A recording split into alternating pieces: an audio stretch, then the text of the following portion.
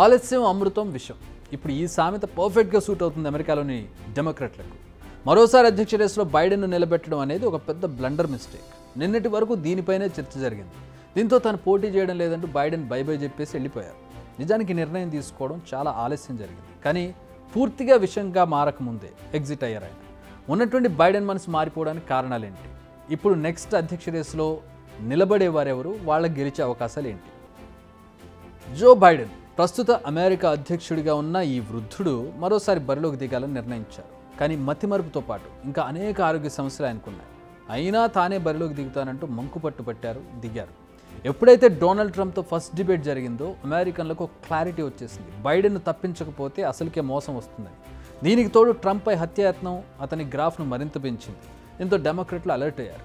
మొండికేసిన Biden ఒప్పించారా లేక తనంతట తానే రియలైజ్ అయ్యి దిగిపోతానన్నాడా అనేది తెలియదు. కానీ మొత్తానికైతే ఒక మెట్టు దిగారు అనేది మనకు కనబడుతుంది. ఎందుకు ఇలా అనాల్సి వస్తుందంటే మొదట ఆయనపై వచ్చిన విమర్శలపై కొంచెం ఘాటుగానే స్పందించారు. అసలు ఒప్పుకోలేదు ఆయన.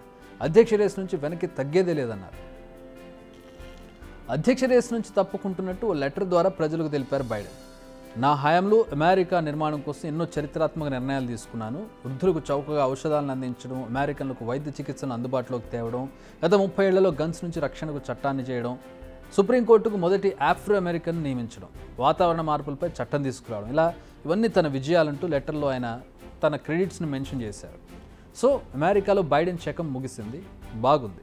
మరి నెక్స్ట్ అధ్యక్ష రేసులో నిలిచేది ఎవరు? ఇది ఇప్పుడు అసలు ప్రశ్న. అయితే దీనికి ఎగ్జాక్ట్ ఆన్సర్ తెలియాలంటే ఆగస్టు 19 వరకు ఆగాల్సిందే. ఆ తర్వాతే డెమోక్రాట్ల నుంచి అఫీషియల్ అనౌన్స్మెంట్ వస్తుంది. అయితే నెక్స్ట్ ప్రెసిడెన్షియల్ రేసులో ఉండేది కమలా హ్యారిసేనా అనేది ఇప్పుడు అసలు ప్రశ్న. ఎందుకంటే ప్రస్తుతం ఆమె వైస్ ప్రెసిడెంట్గా ఉన్నారు. అంతేకాదు బైడెన్ కూడా ఆమెకే చేయగొట్టారు. తన మద్దతు హ్యారిస్కే అని అఫీషియల్గా అనౌన్స్ చేశారు. దీనికి ఆమె కూడా ఆమోదం తెలిపింది. బట్ ఇక్కడ ఒక సమస్య ఉంది. అదే ఇప్పుడు కొత్త డౌట్స్ని తెర మీదకి తెస్తోంది. బైడెన్ ఇలా రిటైర్మెంట్ ప్రకటించగానే డెమోక్రాట్ల నుంచి ప్రశంసలు మొదలయ్యాయి.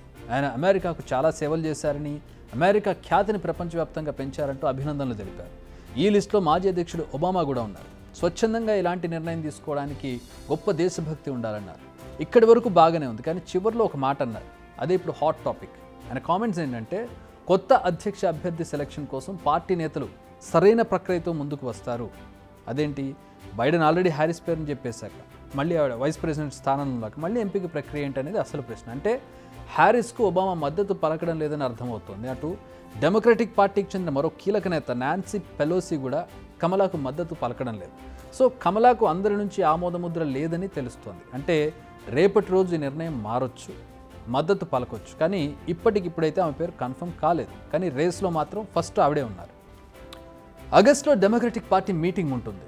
అందులోనే అభ్యర్థి ఎవరనే క్వశ్చన్కు ఆన్సర్ తెలుస్తుంది. మొత్తం 4700 మంది ప్రతినిధులు నామినీని ఆమోదించాల్సి ఉంటుంది.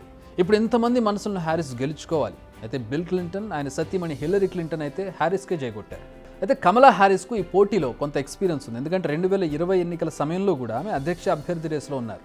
అయితే అప్పుడు నిర్వహించిన కొన్ని ఇంటర్వ్యూస్లో ఆమె తడబడ్డారు. క్యాంపెయిన్ కూడా అంత గొప్పగా నిర్వహించలేకపోయారు. దీంతో అప్పుడు నామినేషన్ నుంచి తప్పుకున్నారు. కానీ ఇప్పుడు కాలం మారింది. 4 ఏళ్లు గడిచిపోయింది. వైస్ ప్రెసిడెంట్గా ఎక్స్పీరియన్స్ కూడా వచ్చింది. అప్పుడు క్యాంపెయిన్లో పాల్గొన్న ఎక్స్పీరియన్స్ ఎలాగూ ఉంది.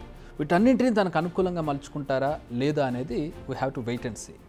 డెమోక్రాట్ల పంచాయతీ ఇలా ఉంటే ట్రంప్ పార్టీ, ఆయన రిపబ్లికన్స్ మాత్రం చాలా స్ట్రాటజిక్గా ముందుకెళ్తున్నారు.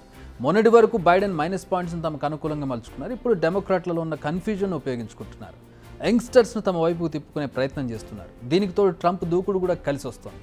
ఇప్పుడు డెమోక్రాట్ల అభ్యర్థిని ఫైనల్ చేయగానే బైడెన్ హయాంలో ఉన్న లోటుపాట్లను తెర మీద తీసుకొచ్చేందుకు వాళ్ళు రెడీ అవుతున్నట్టుగా తెలుస్తోంది. వీటన్నింటినీ ఎదుర్కోవాలంటే డెమోక్రాట్లు సరైన అభ్యర్థిని ఎన్నుకోవాల్సిన అవసరం ఉంది. ముందు ముందు అమెరికన్ పాలిటిక్స్లో ఎలాంటి మార్పులు వస్తాయో we have to wait and see. Big TV outlook కథనాలు నచ్చితే వెంటనే బిగ్ టీవీ ఛానల్ను సబ్స్క్రైబ్ చేయండి.